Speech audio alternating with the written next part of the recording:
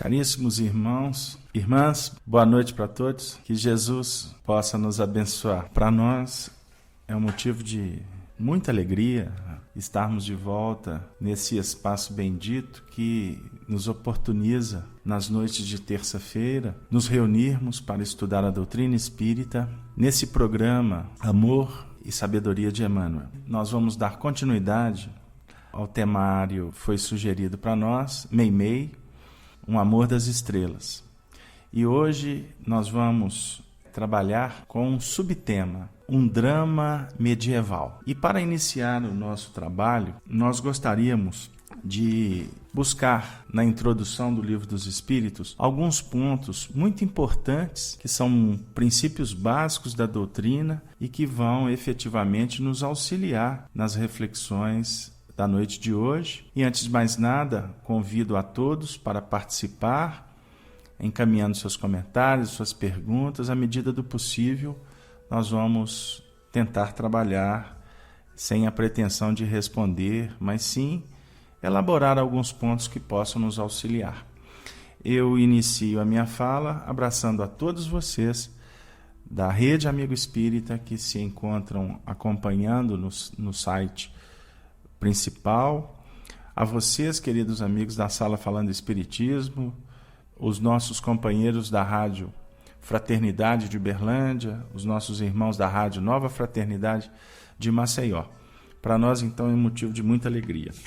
Eu gostaria de contar mais uma vez com a participação da nossa equipe, através da nossa coordenadora Chanri, a Rosângela, o nosso irmão Arnaldo, que fica responsável pela parte técnica dos textos, e ao nosso companheiro Juarez, que é um valoroso companheiro aí que tem nos ajudado tanto nesse movimento de estar estudando a doutrina espírita e o Evangelho. Então peço a todos que estejamos todos unidos num só pensamento, numa prece que possa realmente nos ajudar no encaminhamento do trabalho. Então, inicialmente, eu vou buscar o Livro dos Espíritos na sua introdução e vou ler alguns tópicos para que a gente possa iniciar propriamente no tema. Nós vamos encontrar lá nos princípios que Allan Kardec define como princípios da doutrina espírita, quando ele diz assim para nós: deixando o corpo, a alma volta ao mundo dos espíritos, de onde havia saído, para recomeçar uma nova existência material, após um lapso de tempo mais ou menos longo, durante o qual permanece no estado de espírito errante. Tendo o espírito que passar por muitas encarnações, conclui-se que todos nós tivemos muitas existências e que teremos ainda outras, mais ou menos aperfeiçoadas, quer na Terra, quer em outros mundos. A encarnação dos espíritos ocorre sempre na espécie humana.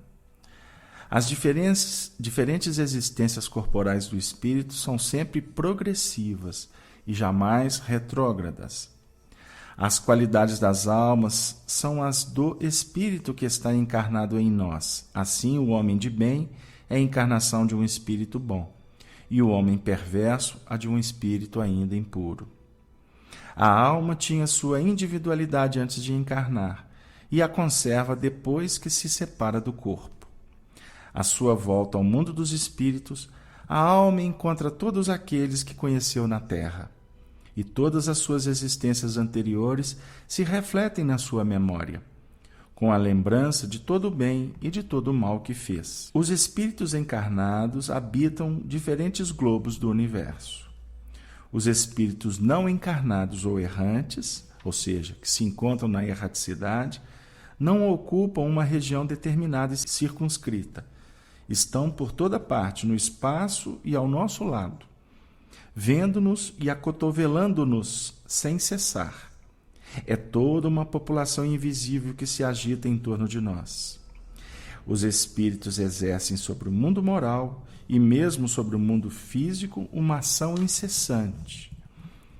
A relação dos espíritos com os homens são constantes. As comunicações dos espíritos com os homens são ocultas ou ostensivas. As ocultas ocorrem pela influência boa ou má que exercem sobre nós, a nossa revelia. Cabe ao nosso julgamento discernir as boas das más inspirações. As comunicações ostensivas se dão por meio da escrita, da palavra ou de outras manifestações materiais, na maioria das vezes pelos médiuns, que lhes servem de instrumentos. Por fim, nesse resumo que estamos fazendo, os espíritos são atraídos em razão de sua simpatia pela natureza moral do meio que os evoca. A bela história da vida e da obra de Meimei, daqueles que fizeram parte da sua trajetória, como Arnaldo Rocha, seu ex-consorte, da figura singular de Francisco Cândido Xavier.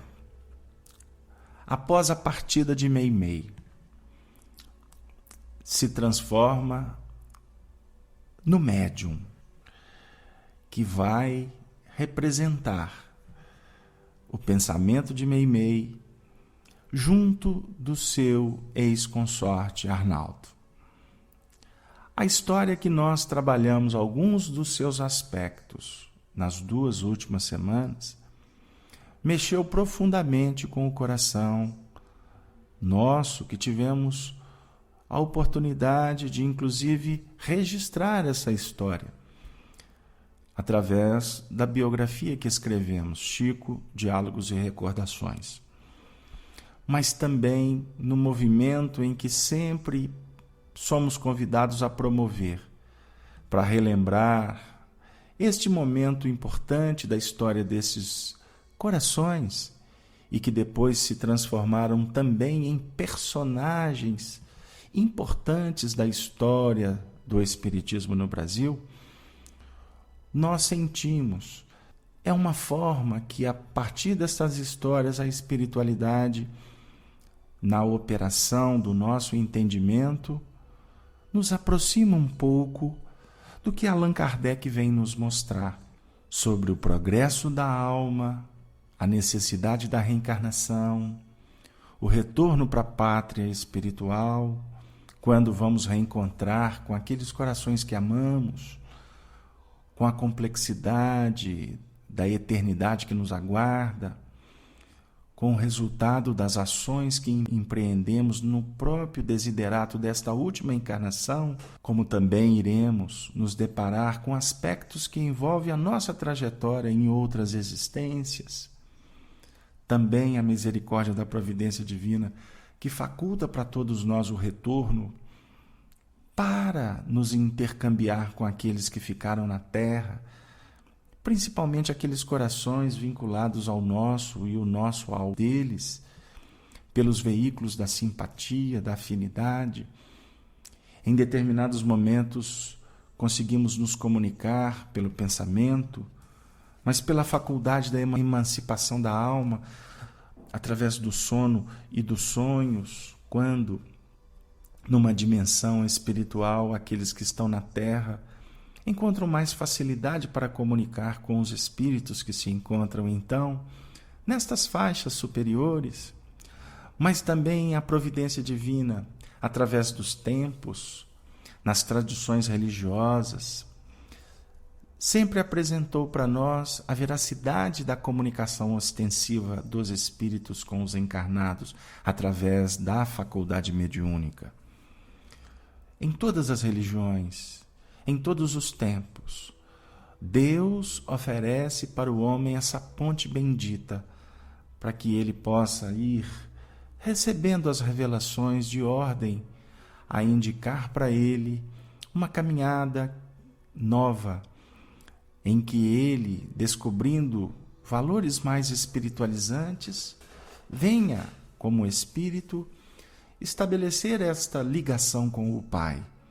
Na Terra temos as religiões, de um valor inestimável para todos nós, mas todas elas, na realidade, funcionam como ferramentas para nos mostrar que esse intercâmbio entre o Filho e o Pai deve se dar pelas projeções do sentimento, do estado de alma, porque há de chegar um dia que compreenderemos que a verdadeira religião é aquela do amor universal. Por isso, queridos amigos, no século XIX a doutrina espírita veio para nós, quanto humanidade, como uma chave diferente, uma chave mais elaborada, uma chave que apresenta para nós uma metodologia que antes não existia, embora o fenômeno mediúnico sempre foi fato conforme as tradições nos mostram. Mas coube a Allan Kardec metodizar como um projeto científico espiritual e que gradativamente nós vamos compreendendo, de acordo com a maturidade que vai encontrando espaço abençoado no território sagrado do nosso coração. E então nós vamos voltar no tempo. Naquele ano de 1946, quando a nossa querida princesinha do céu começou a se comunicar com Arnaldo Rocha, o seu consorte. Inicialmente através da médium Eni Fassanello e de outras que participavam do grupo de Geraldo Rocha, irmão de Arnaldo. Como também naquela primeira noite que ela se comunicara, ela também se manifestou numa reunião junto do coração do então presidente da União Espírita Mineira, o Dr. Camilo Rodrigues Chaves, que no dia seguinte revelou o fenômeno para Arnaldo Rocha, para dizer que os espíritos se comunicam e muitas vezes em vários lugares. E naquele momento um painel estava se descerrando por misericórdia para o atendimento, para o crescimento de Arnaldo Rocha, bem como da sua própria amiga deste coração bendito, a sua ex-esposa, que no mundo espiritual estava dando os primeiros passos e necessitava também ainda de esclarecimento, como a maioria dos homens que, quando desencarnam sem ter o preparo devido às informações benditas, precisam de passar por adaptações no plano do espírito. Portanto, queridos amigos, na última semana nós interrompemos a história e aonde nós nos detemos, vamos reiniciar com um diálogo que foi estabelecido entre este que vos fala, na condição de um repórter, entre aspas, de um indagador, que diante das expressões saudosas do coração de Arnaldo, que voltava 50 anos no tempo, para nos contar esse romance maravilhoso que une a espiritualidade com aqueles que se encontram ainda na Terra. E são painéis que se repetem muito mais do que imaginamos. Eu disse, Arnaldo, apesar da tristeza que a narrativa suscita, a ligação entre Meimei e Naldinho, você, emoldura um quadro dos corações mais apaixonados.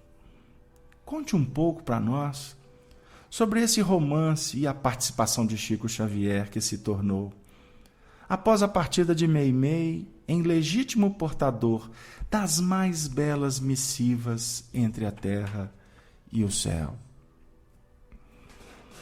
Arnaldo nos disse, meu filho, o tempo reúne sempre os corações para os devidos ajustes, na ordem da justiça e do amor. Todas as mensagens que recebi de Meimei, através de Chico, revolucionaram todos os meus conceitos de vida, pois expressavam o amor que continuava a nutrir os anseios de nossas almas, apresentando novas disposições para a eternidade que nos esperava. Meimei permanecia viva entre os mortos, entre aspas. E Chico Xavier, lidando com eles diuturnamente, ajudava-me a compreender os ensinos que não paravam de chegar do alto, em uma interação quase perfeita. Os espíritos, dentre eles Meimei, descortinaram o passado para justificar as dores do presente, indicando os passos de Jesus como o verdadeiro roteiro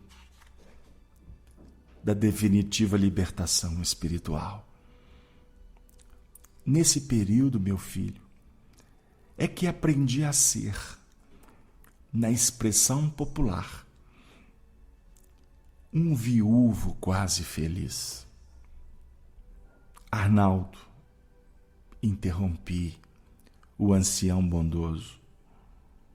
Como você recebeu a primeira revelação das experiências passadas entre você e sua inesquecível Irma de Castro Rocha, a princesinha Meimei?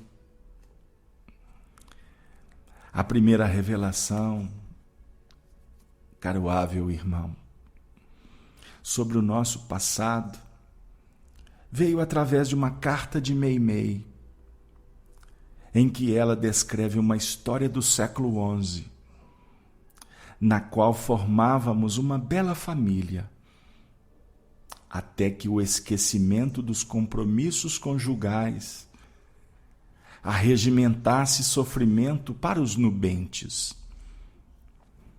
Devido a insistentes pedidos de Wallace Leal Rodrigues, resolvi entregar alguma dessas cartas e mensagens até então inéditas para publicação pela editora O Clarim no livro Meimei, Vida e Mensagem.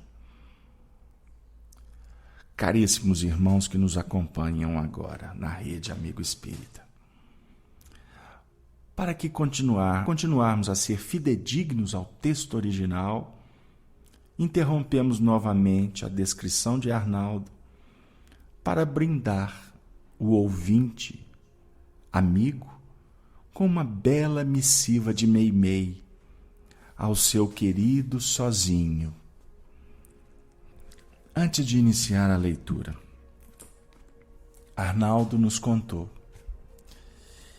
que esta carta não fora psicografada por Chico Xavier. Eles se encontravam num instante, pós um estudo doutrinário, as preces, que eram costumeiras nos seus encontros. Arnaldo disse que percebeu no olhar do Chico uma diferença. Arnaldo conta que um dos olhos do Chico, aquele que tinha problema, quando o Chico entrava em transe, o globo ocular ficava se movendo de uma forma diferente. Mudava a configuração da face.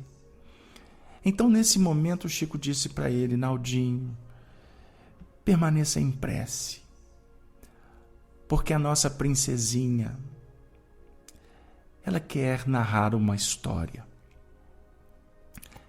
Então Meimei, através de um ditado, foi definindo esta história que nós vamos ler agora. E é muito interessante quando nós tivemos o privilégio de tocar naquela carta escrita por Chico Xavier, com uma letrinha que era do próprio Chico. Então nós trazemos esse painel que não está registrado no nosso trabalho, porque ele nos vem à memória agora. E eu fico cá pensando comigo, que momento singular que estas três almas vivenciaram num intercâmbio bendito sobre o amor, a sabedoria e a tutela de Emmanuel. Meu querido Naldinho, Jesus nos guarde sempre, partilhando a alegria e as promessas de nosso grupo, à frente de Jesus, e do tempo, tenho estado desejosa de contar ao seu coração que li há alguns dias breves páginas do pretérito que nos diz respeito na zona espiritual, em que as raízes do passado protegem folhagens novas no solo do presente. Vi, Naldinho, para não dizer que me revi, numa casa feudal, na Lorena, do 11º século. Uma casa cheia de beleza e poder, onde passamos, de corações menos ligados ao Cristo que pretendíamos procurar e defender, as guerras sucessivas e a mão implacável dos séculos destruíram o quadro, talaram os campos e modificaram a paisagem. Mas o romance das almas é divino e imperecível. E segundo reconhecemos, nada se perde na economia da eternidade, a que o Senhor destinou a alma, a vida. Nesse castelo forte, justamente na fase ligeira que me foi permitido examinar, dominava Luís de Bouillon, do círculo consanguíneo do famoso Godofredo, em cujas mãos repousaram as rédeas da primeira cruzada. Luís desposara Cecília. Luís de Bouillon, antecipando, foi Arnaldo Rocha. Godofredo de Bouillon, o líder da primeira cruzada, teve várias experiências conhecidas no meio espírita, inclusive tendo sido uma das personagens do romance 50 anos depois, do romance há 2000 anos, quando foi amigo do senador Públio Lentulus, de nome Pompílio Crasso. Na Idade Média, no final da Idade Média, início da Idade Moderna, ele foi Fernando de Aragão, o rei católico. E nos tempos de Chico Xavier, ele foi Rômulo Joviano. Mas voltando, Luís de Bouillon, o irmão de Godofredo, ou Godofredo, era Arnaldo, casado com Cecília, a nossa querida Irma de Castro Rocha. E viviam relativamente felizes, ao lado de uma filha abençoada, Gisela, que lhes transformavam as penas em flores, acompanhados de servos numerosos, dentre os quais se destacava a jovem eslava, de nome Catarina. 8 séculos à frente, essa serva de nome Catarina reencarnara e se tornara a grande Catarina da Rússia. De serva, mais lá na frente, veio ter a oportunidade de ser uma rainha.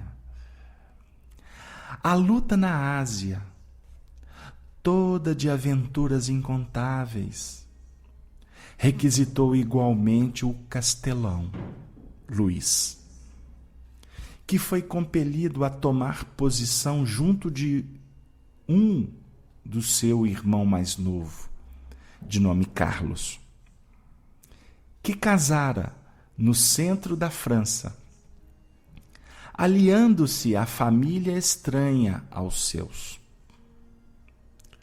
Viviam Separados, porém, mantinham os mesmos laços de carinho espiritual que os associavam desde a infância. Quando os imperativos da educação os distanciaram um do outro. Juntos na guerra, serviram valorosamente a Godofredo, que se cobriu de glórias na Palestina, na luta contra os sarracenos, e voltaram aos seus domínios com íntima e acentuada renovação dos laços afetivos. Assim é que Luís reclama a visita, então, de Carlos. A visita pessoal às suas propriedades situadas não longe de Nancy, para onde o irmão se dirige em companhia de Clara, a mulher que desposara. Clara é Chico Xavier. Na comunhão carinhosa da família, eis, porém, que o esposo de Cecília, Arnaldo, Luís de Bouillon, Cecília Meimei, se sente atraído para a cunhada através de fios magnéticos que lhe parecem irresistíveis. Suas noites passaram a se povoar de angústia e não oculta ao seu sentimento aos mais íntimos. Ele revela. Assim é que Catarina lhe percebe os intentos, a serva, e sentindo-se senhora do coração dele, cuja ternura partilhava no tálamo doméstico, sofria com dificuldades os ciúmes ali vicejarem no coração, como espinhos de fogo. A trama está ganhando dimensão. Ele revela os sentimentos para com Clara, sua cunhada. E aqui Catarina, a serva, que na realidade era amante, percebe a situação. E a urdidura da treva começa a ganhar corpo. E Luís, que, a sentir-lhe, consegue sopitar as aflições da própria alma, induzido por hábil conselheiro, um sacerdote menos escrupuloso, permite que o irmão, em passeio no campo, Carlos, seja surpreendido por um desastre de carruagem, intencionalmente preparado para subtrair-lhe a existência, a morte do próprio irmão. Uma estrada obstruída com inteligência, uma disparada de cavalos e um trilho para o despenhadeiro completam a escura trama. Entretanto, depois de sua morte, Catarina teme a presença de Clara e lhe propicia sutilmente uma taça envenenada, com a qual põe término à sua vida no corpo. Luís de Bouillon, desesperado, não suporta o que considera um ultraje, com que lhe fere o destino com implacável sentença. E Cecília, sua esposa, amargurada, não consegue sobreviver por muito tempo. Sozinho. Eu chamo a atenção a vocês no termo que Meimei coloca na carta. Sozinho, Luís de Bouillon espera o casamento da filha única e não se demora no corpo carnal. Em pleno espaço, reúne-se vasta assembleia e a luta continua. Continua Meimei. Temos, sem dúvida, muitas páginas do pretérito para reler. Mas essa diz respeito aos dias de agora, de maneira muito especial. Na cruzada, a pretexto de defender o Senhor, envenenamos muitas almas e corpos. E hoje trabalhamos para socorrer os enfermos, ignorantes e desesperados. E se hoje, Naldinho, escrevo a você algo sobre o assunto, é para que vocês não tenham dificuldade em identificar os poucos personagens a que me referi. Se amem com a beleza profunda dos sentimentos que buscamos, baseados na fraternidade perfeita, no caminho puro, na confiança plena. Temos vários problemas a solucionar, mas o maior de todos é o amor. O amor em cujo clima bendito precisamos respirar e viver. Mãos na caridade, nos corações, e ao coração, ao alto, para que possamos encontrar a vida eterna. Mais tarde escreverei novamente o meu afeto ao Carlos, à Dorothy, a Lucila, a Cleone e a todos que se encontram mencionados em nossa história, sem esquecer de Chico, a quem peço, ela é espírito, pedindo a Chico que continue velando por nós com o afeto das mães, cuja ternura é o orvalho bendito, alentando-nos para viver, lutar e redimir. Receba, Naldinho, já que não posso estender-me por mais tempo, os meus votos de confiança no trabalho incessante de Jesus, em cujo desdobramento não devemos descansar. E guarde no coração. Beijo de sua Meimei. Respiramos profundamente. A emoção cala fundo, pois a história é de um valor extraordinário para as nossas reflexões nesse momento em que estamos estudando a doutrina espírita. Chamo a atenção para alguns aspectos, embora existam tantos outros.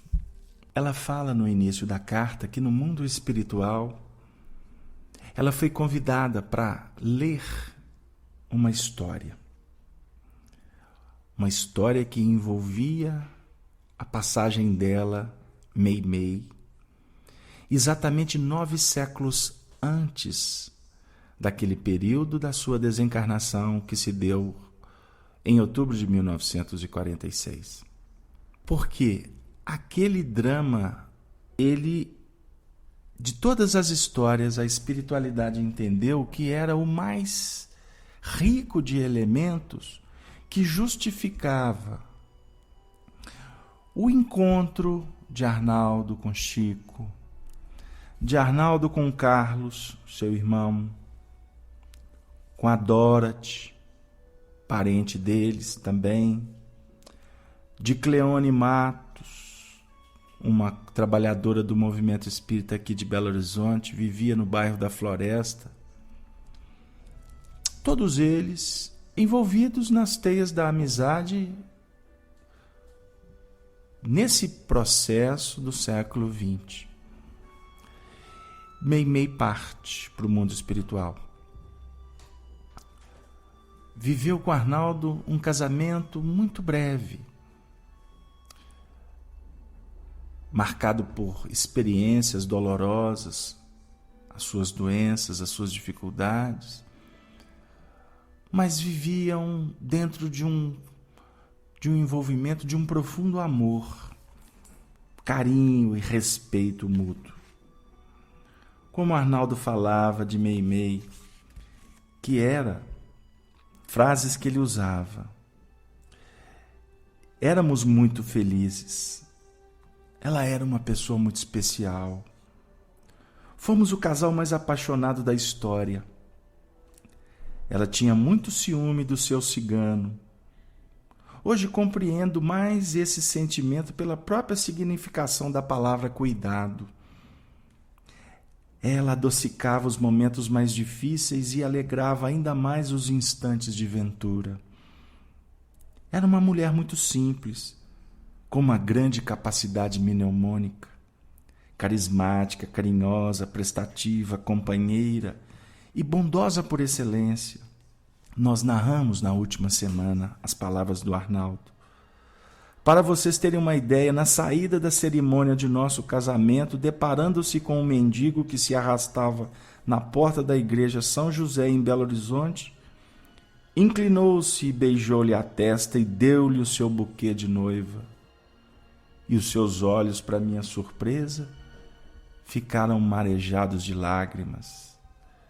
E por fim, para relembrarmos os aspectos de Meimei, sua expressão física encantava os conceitos da beleza.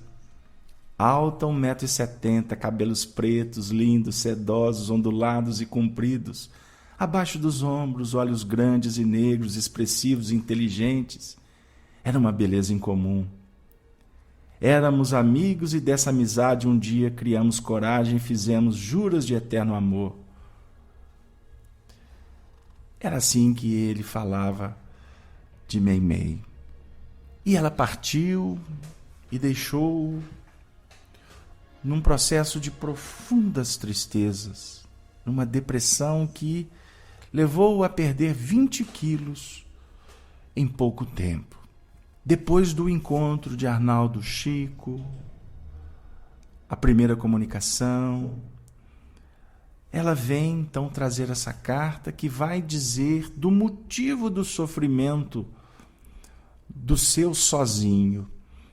Porque se vocês se lembrarem, aqueles que estão conosco há 2 semanas, e aqueles que estão chegando, se quiserem buscar o estudo, ele se encontra postado na Rede Amigo Espírita como áudio, mas também como artigo. O texto está na íntegra. Nós vamos nos lembrar que quando ela se comunicou pela primeira vez, na casa do seu irmão Geraldo Rocha, na sessão mediúnica, ela falava do seu sozinho. Sozinho era uma forma carinhosa que ela, nos últimos tempos, já pressentindo a desencarnação, tratava-o. Ele ficaria sozinho. Mas ela prometia muitas vezes voltar, embora ele não acreditasse, porque ele era ateu e materialista. E ela começa a carta falando desta situação, pois ele foi envolvido por uma teia. As trevas se manifestaram, os corações se renderam e a urdidura se estabeleceu. Eram almas que se reencontravam no tempo e no espaço. Ele ficou encantado com Clara, a esposa do seu irmão. Porque o espírito Clara, Chico Xavier, por muitas e muitas existências, houvera caminhado ao lado dele. Nós podemos citar rapidamente o livro Há 2000 anos, quando vamos encontrar Flávia Lentulus, Chico Xavier, a filha do senador, que casou com o filho de outro senador, Flamínio Severus, de nome Plínio Severus. Era Arnaldo Rocha. Então, quando se estabelece reencontros, A providência divina concede a oportunidade para verificarmos os nossos compromissos no que remonta ao amor fraterno e às responsabilidades que assumimos antes de nos aportarmos nas vias da reencarnação. Só que, na irresponsabilidade que o livre-arbítrio concedeu, ele acabou se enovelando pelas injunções do passado que se manifestaram e que competia a ele controlar os impulsos dentro dos planos do respeito, porque ele era consociado com Cecile Meimei, tinha uma filha, Gisele, e ali eles estavam recebendo a visita do casal familiar. De uma forma irreverente, ele abriu essa conversa. Terceiros absorveram. Apareceu um sacerdote que indevidamente auxiliou na trama para levar a desencarnação ao seu irmão, para que ele ficasse com o caminho livre. E de uma forma irresponsável, virando as costas para sua própria família. E como se não bastasse, já havia um processo complexo, porque ele houvera também se vinculado à sua serva, essa casa feudal, desta personagem que Meimei traz como Catarina. Catarina reencarnou, quanto amigos agora no século XX, como Cleone. Mas nós citamos que posteriormente, ou anteriormente, no século XIX, ela reencarnara na Rússia e se tornou a grande Catarina da Rússia. E que, inclusive, um dia nós vamos contar de um drama que foi estabelecido naquela época do envolvimento dela com um grande general do seu exército, o conhecido Potequim. Mas agora não vem ao caso porque o nosso tempo está caminhando. Então, nesse processo, Clara Chico Xavier foi envenenada, conforme a narrativa. A esposa Cecile, sabendo de toda aquela dramaticidade, daquele drama, não suportou a encarnação por mais tempo. E ele, aquele que acabou sendo protagonista das dificuldades, também se desgostou e a reencarnação também foi abreviada. E agora, 1946, ele vê partir de uma forma diferente, para resgatar nos próprios sofrimentos a desencarnação lá de trás, que efetivamente caracterizou o sofrimento de tantos. Ele ficou sozinho. E na carta Meimei vem dizer que ele, naquele tempo, ficara sozinho também. Em pleno espaço, reúne-se vasta assembleia e a luta continua, nos fala Meimei. Porque a providência divina concede a todos os reencontros que vão definir reajustes, novas oportunidades, dentro do procedimento da evolução. Agora, obviamente que quando o espírito perde a oportunidade, a ela ele retorna, com as devidas dificuldades, face ao barateamento das próprias oportunidades.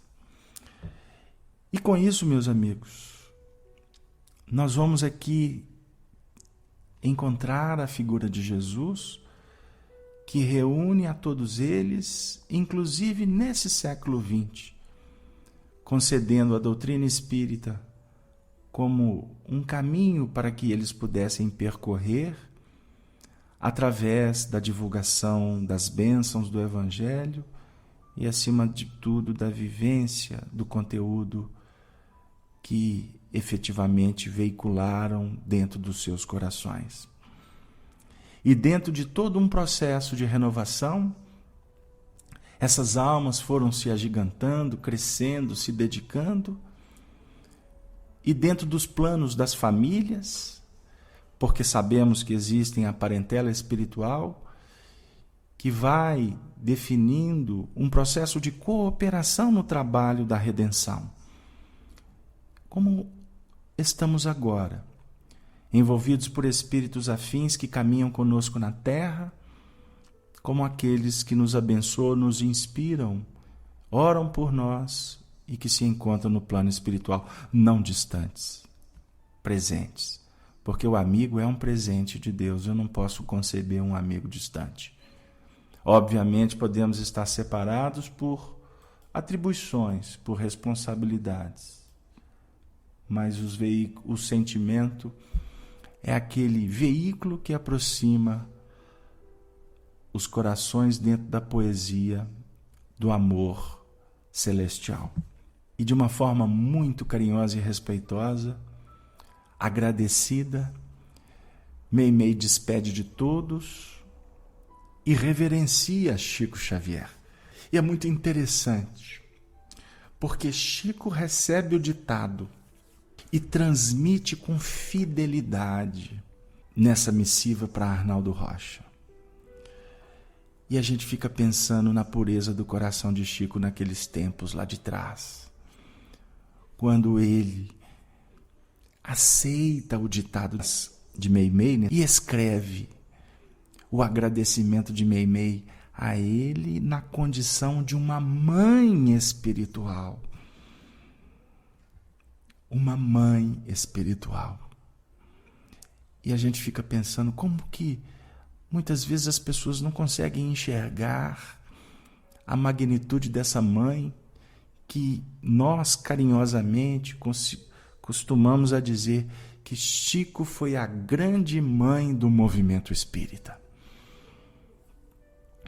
Nós poderíamos dizer que Bezerra foi o grande pai do movimento espírita. Como tantos outros pais existiram, como Eurípides Barçanufo, o próprio Emmanuel no mundo espiritual, na terra, quantas mães, as que ficaram conhecidas, as anônimas. Mas Chico Xavier foi a mãe. E não houve, dentro do que é conhecido, pelo menos, um médium que se enternecesse tanto com a dor das mães que perdiam seus filhos, que iam em Pedro Leopoldo e foram em Uberaba buscar as missivas, a imortalidade de seus filhos, porque não existe dor maior do que a mãe que perde um filho. E Chico foi o representante do retorno de tantos filhos para estas mães. Só sendo mãe para compreender isto. Ele foi mãe. Como foi mãe de Arnaldo, como foi mãe de Clóvis, como foi mãe de tantos. Ele foi mãe também do povo. E nós não conseguimos sentir isto nele. E queremos insistir que ele é uma personalidade masculina. Mas isso a vida há de ensinar. O que nos compete é trabalhar com o que ele disse, com o que ele aceitou. Como certa feita escreveu para o seu amigo Joaquim Alves, conforme o livro de Nena Galves, quando ele disse: me trate, meu filho, como uma mãe que lhe tem pelo coração. E nesse momento, para que nós possamos, encaminhando para o término do nosso programa Amor e Sabedorias de Emmanuel, já que estamos falando das mães, nós gostaríamos de encerrar a nossa participação trazendo uma prece à Mãe Santíssima.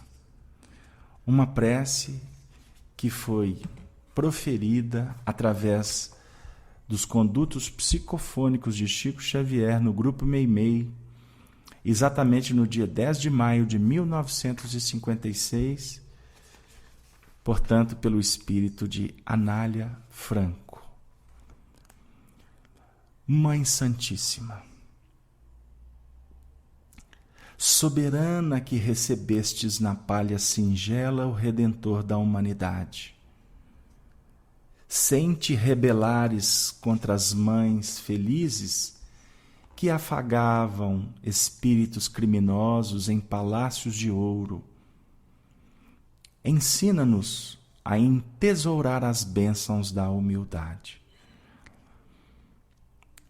Lâmpada de ternura, que apagastes o próprio brilho para que a luz do Cristo fulgurasse entre os homens, ajuda-nos a buscar, na construção do bem para os outros, o apoio de nossa própria felicidade.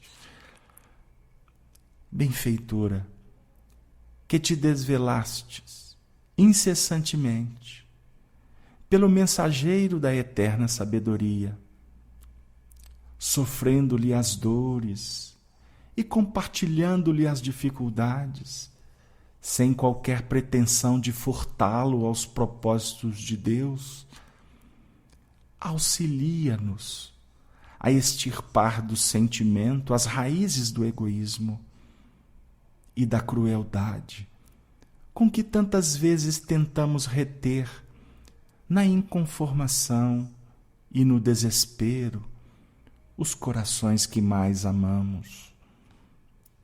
Senhora, que viste na cruz da morte o Filho Divino, acompanhando-lhe a agonia com as lágrimas silenciosas de tua dor, sem qualquer sinal de reclamação contra os poderes do céu e sem qualquer expressão de revolta contra as criaturas da terra, conduze-nos para a fé que redime e para a renúncia que eleva. Missionária, salva-nos do erro. Anjo, estende sobre nós as níveas asas. Estrela, clareia-nos a estrada com teu lume. Mãe querida,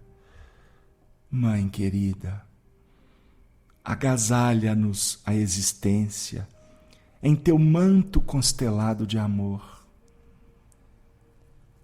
E que todas nós, mulheres desencarnadas e encarnadas em serviço na terra, possamos repetir diante de Deus, cada dia, a tua oração de suprema fidelidade.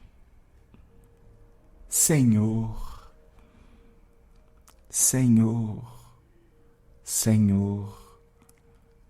eis aqui a tua serva. Cumpra-se em mim segundo a tua palavra. Que a palavra do Senhor encontre em nossos corações aquela terra arada, preparada, abençoada, para que a semente do bem, da luz, da verdade, possa encontrar aquele colo expectante que há de gestar psiquicamente os valores que hão de frutificar a partir da colheita que iremos realizar e na semeadura que há de ser realizada por nós para nós e pelas expressões libertadoras do Evangelho para todos os corações.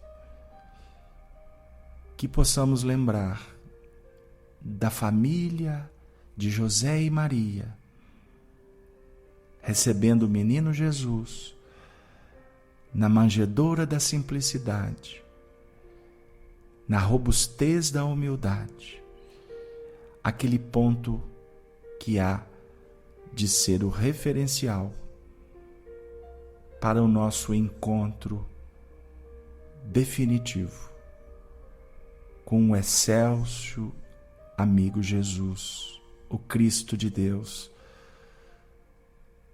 para que Ele nos ajude sempre no caminho do encontro supremo com o Pai. Que as mães dos céus, as mães da terra, possam nesse momento abençoar a todos que sofrem, a todas as famílias aqui representadas. Que Meimei receba o nosso abraço. Que a nossa mãe Chico Xavier receba as nossas flores de agradecimento. Que a Anália Franco receba as nossas lágrimas de ternura. E todos esses espíritos de mães possam se fazer presente entre os homens, para que juntos trabalhemos pelo Instituto Sagrado da Família, que é a base da regeneração que esse planeta tanto clama. E que a paz se faça nos corações de todos que se encontram sintonizados na rede Amigo Espírita. E terminaremos suplicando a Deus que nos conceda na próxima semana a oportunidade de participarmos de mais um programa Amor e Sabedoria de Emmanuel. Que assim seja.